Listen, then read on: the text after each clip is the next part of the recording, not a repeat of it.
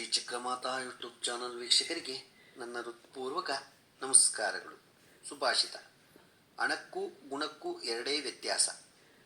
ಹಣ ಇದ್ದವರ ಜೊತೆಗೆ ಮನುಷ್ಯರು ಹಿಂಬಾಲಿಸುತ್ತಾರೆ, ಗುಣ ಇದ್ದವರ ಜೊತೆಗೆ ದೇವರು ಹಿಂಬಾಲಿಸುತ್ತಾನೆ.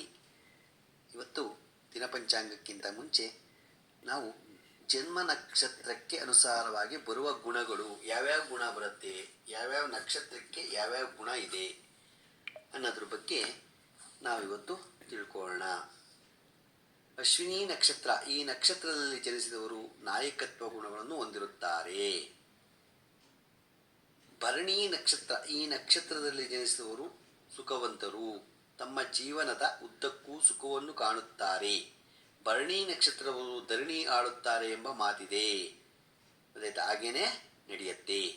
ಕೃತಿಕಾ ನಕ್ಷತ್ರ, ಈ ನಕ್ಷತ್ರದಲ್ಲಿ ಜನಿಸಿದವರು ಅತಿಥಿ ಸತ್ಕಾರ ಮನೋಭಾವದವರು, ಉತ್ತಮ ಅಭಿವೃದ್ಧಿ ಉಳ್ಳವರು. ರೋಹಿಣಿ ನಕ್ಷತ್ರ, ಈ ನಕ್ಷತ್ರದಲ್ಲಿ ಜನಿಸಿದವರಿಗೆ ವಿಧಿಗಿಂತಲೂ ಬುದ್ಧಿಶಕ್ತಿ ಹೆಚ್ಚು, ಇವರು ಬಹಳ ಬೇಗ ಜನರ ಸ್ನೇಹ ಸಂಪಾದಿಸುತ್ತಾರೆ.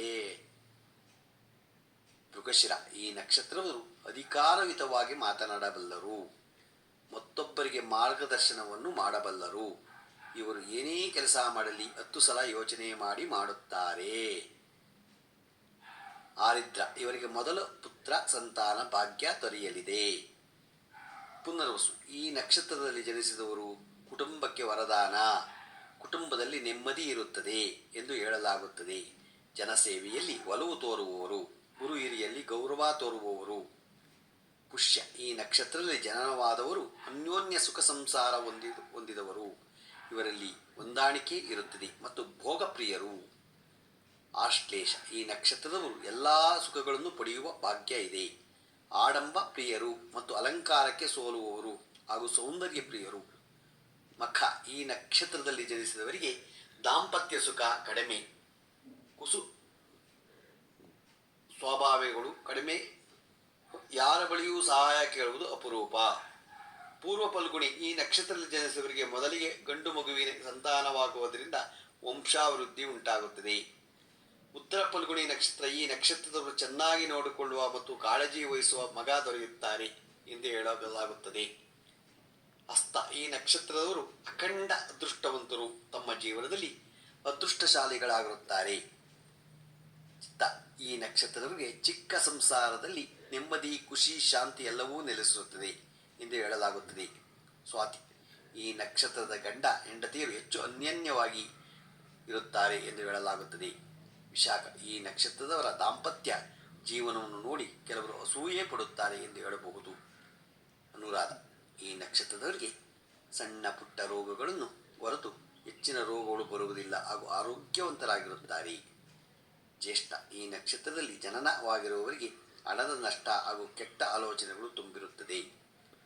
ಮೂಲ, ಈ ನಕ್ಷತ್ರದಲ್ಲಿ ಜನನವಾಗಿರುವವರಿಗೆ ಐಶ್ವರ್ಯದಿಂದ ಕೂಡಿರುತ್ತಾರೆ, ಇವರಿಗೆ ಹಣದ ಸಮಸ್ಯೆ ಉಂಟಾಗುವುದಿಲ್ಲ. ಪೂರ್ವಾಷಾಢ, ಈ ನಕ್ಷತ್ರದಲ್ಲಿ ಜನನವಾಗಿರುವವರಿಗೆ ಕುಟುಂಬಕ್ಕೆ ದುಃಖ ಉಂಟಾಗುವ ಸಾಧ್ಯತೆ ಕಡಿಮೆ ಇರುತ್ತದೆ. ಉತ್ತರಾಷಾಢ, ಈ ನಕ್ಷತ್ರದಲ್ಲಿ ಜನಿಸಿದವರಿಗೆ ಜೀವನವು ಯಾವಾಗಲೂ ಸಂತೋಷದಿಂದ ಕೂಡಿರುತ್ತದೆ. ಶ್ರವಣ, ಈ ನಕ್ಷತ್ರದಲ್ಲಿ ಜನನವಾದವರಿಗೆ ಹುಟ್ಟಿದ ಮನೆಗೆ ಸಮೃದ್ಧಿ ಮತ್ತು ಬೆಳವಣಿಗೆ ಇರುತ್ತದೆ ಎಂದು ನಂಬಲಾಗಿದೆ. ಧನಿಷ್ಠ, ಈ ನಕ್ಷತ್ರದವರಿಗೆ ಶಿಕ್ಷಣ, ಕಲೆ ಮತ್ತು ಸಂಗೀತದಲ್ಲಿ ಆಸಕ್ತಿ ಹೊಂದಲಾಗುತ್ತಾರೆ. ಶತಭಿಷ, ಈ ನಕ್ಷತ್ರದಲ್ಲಿ ಜನಿಸಿದವರಿಗೆ ಸಿಟ್ಟಿನ ಸ್ವಭಾವದವರು, ದುಡಿಮೆಯಲ್ಲಿ ಮುಂದು, ಭೋಗದಲ್ಲೂ ಮುಂದು ಎಂದು ಹೇಳಲಾಗುತ್ತದೆ. ಪೂರ್ವಾಭಾದ್ರ, ಈ ನಕ್ಷತ್ರದಲ್ಲಿ ಜನನವಾದವರಿಗೆ ಸುಂದರ ಹಾಗೂ ಶಿಕ್ಷಣ ಬುದ್ಧಿವಂತರಾಗಿರುತ್ತಾರೆ. ಉತ್ತರಾಭಾದ್ರ, ಈ ನಕ್ಷತ್ರದಲ್ಲಿ ಜನನವಾದವರು ಧಾರ್ಮಿಕವಾಗಿದ್ದು ಸಹನೆ ಹಾಗೂ ಪ್ರೀತಿ ವಿಶ್ವಾಸವನ್ನು ಹೊಂದಿರುತ್ತಾರೆ. ರೇವತಿ, ಈ ನಕ್ಷತ್ರದಲ್ಲಿ ಜನನವಾದವರು ಸಂಪತ್ತು, ಶಾಂತಿ ಮತ್ತು ಸಮೃದ್ಧಿಯನ್ನು ಹೊಂದಿರುತ್ತಾರೆ ಎಂದು ಹೇಳಲಾಗುತ್ತದೆ. ಬಹಳ ಇದು ಏನು ಅಂತಂದರೆ, ನಾವು ಯಾವಾಗಲೂ ದೇವರ ಸ್ಮರಣೆಯಲ್ಲಿ ತಲ್ಲೀನರಾಗಬೇಕು. ಯಾವಾಗಲೂ ಎಲ್ಲನೂ ನಮಗೆ ಹೀಗೆ ಇರುತ್ತೆ ಹಾಗೆ ಇರುತ್ತೆ ಅಂತ ಆ ನಕ್ಷತ್ರಕ್ಕೆ ಅನುಸಾರ ನಕ್ಷತ್ರ ಕರೆಕ್ಟಾಗಿದ್ದರೆ, ನಮ್ಮ ಜಾತಕ ಇದು ಕರೆಕ್ಟಾಗಿದ್ದರೆ ಅದು ನಡೆಯುತ್ತೆ. ಆದರೂ ನಾವೇನು ಮಾಡಬೇಕು? ದೇವರನ್ನು ನೆನೆಸ್ಕೋಬೇಕು.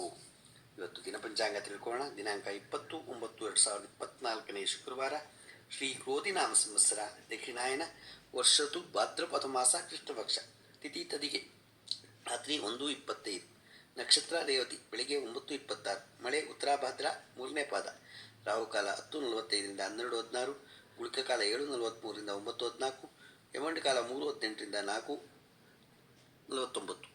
ಇವತ್ತು ಯಾರು ಹುಟ್ಟುಹಬ್ಬ ಆಚರಿಸ್ಕೊಂತಿದ್ರು, ಮದುವೆಯಾದ ದಂಪತಿಗಳು ವಾರ್ಷಿಕೋತ್ಸವ ಆಚರಿಸ್ಕೊಂತಿರೋರಿಗೆ ನಮ್ಮ ಹೆಬ್ಬಳಲು ಶ್ರೀ ಚಕ್ರಮಾತಾ ಯೂಟ್ಯೂಬ್ ಚಾನಲ್ ಕಡೆಯಿಂದ ಶುಭ ಕಾಮನೆಗಳನ್ನು ತಿಳಿಸ್ತೀವಿ. ದೇವರು ಅವರಿಗೆ ಆಯಸ್ಸು, ಆರೋಗ್ಯ, ಐಶ್ವರ್ಯ ಎಲ್ಲ ಕೊಟ್ಟು ಕಾಪಾಡಲಿ ಅಂತ ನಾನು ಕೇಳ್ಕೊತೀನಿ.